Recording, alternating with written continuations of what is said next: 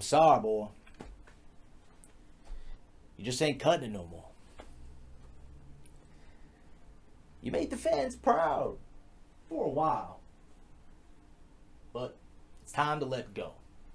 Face the coming tides. It's been 4 long years. 4. Time I made this sacrifice.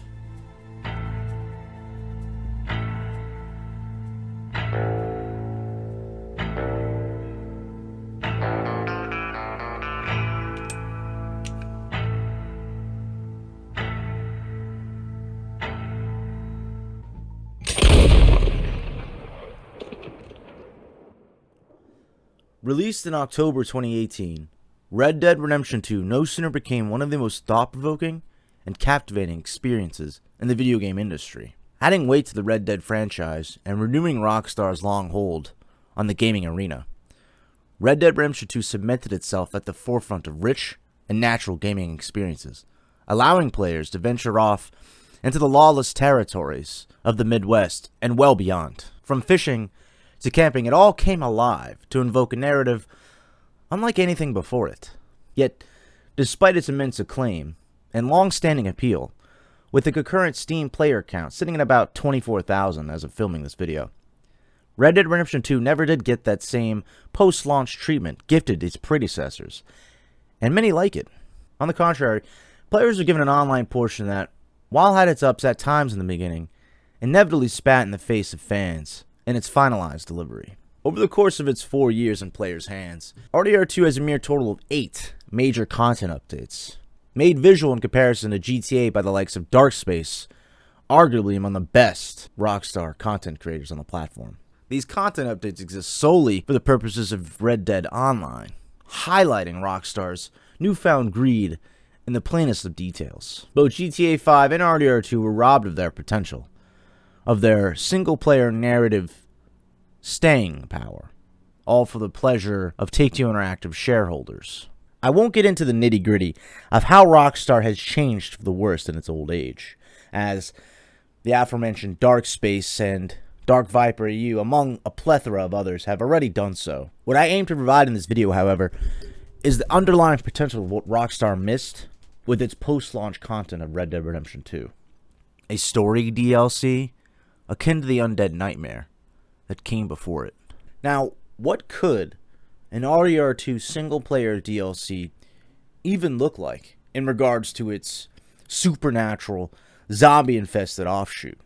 I'm sure many would prefer to stick to the original story beat, bringing back the apocalypse horses and wild side quests from the original Undead Nightmare DLC, with either Arthur or John in the lead. I mean, all the hints are already there, baked into the narrative from the outset, through the likes of Pleasance, the Old Well and Tall Trees, and plenty more supernatural concepts like it.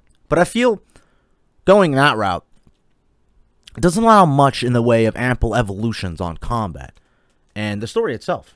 We've already seen the zombie state of affairs. I felt RDR2 deserved something more. Something both interesting and worthwhile in the context of the player and the expansive game world itself. Thus, I landed on the cyberpunk future as a natural foil for our protagonists.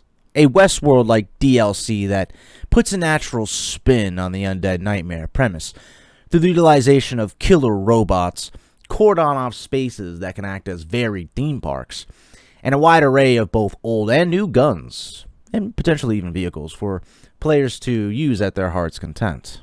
Personally, I would like to see Arthur in the driver's seat, given his natural responses to the everyday, but John can also suffice. Their role is to act as savior, ridding the world this time of an infestation of futuristic robots that have become sentient.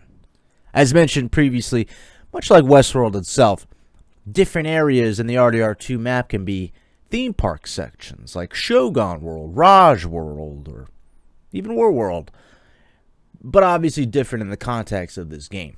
The final section can even be a cyberpunk Los Angeles or Las Vegas for players to go buck wild in.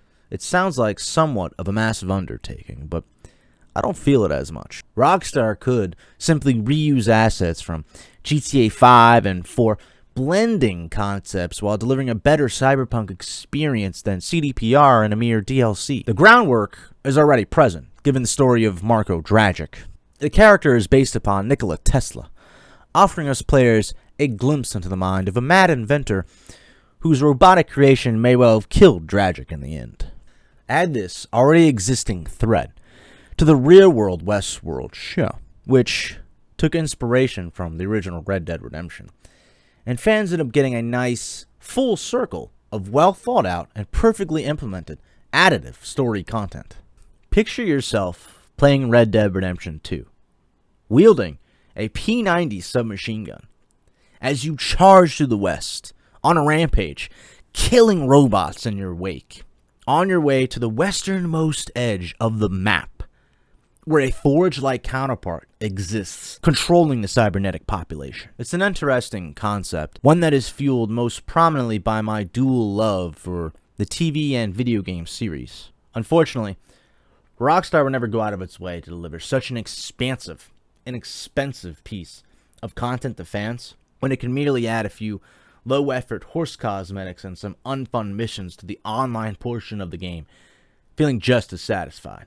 Maybe one day we will get an awesome DLC from the community in the form of a mod, not unlike the many that exist for the Dark Souls series, main among them being the Convergence. With enough time and patience, fans could deliver something truly spectacular for the game, as they already have, but unfortunately it would only exist for PC players. Red Dead Redemption 2 deserves so much more than what fans got. Sure, it offers an insanely long and thorough story, one that gives players a full sense of the history and prowess behind John's long-lived gang.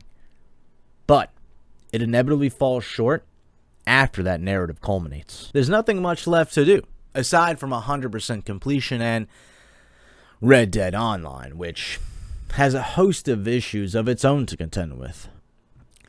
At least there's Westworld Season 4 to enjoy. I think we're good. I think that's good.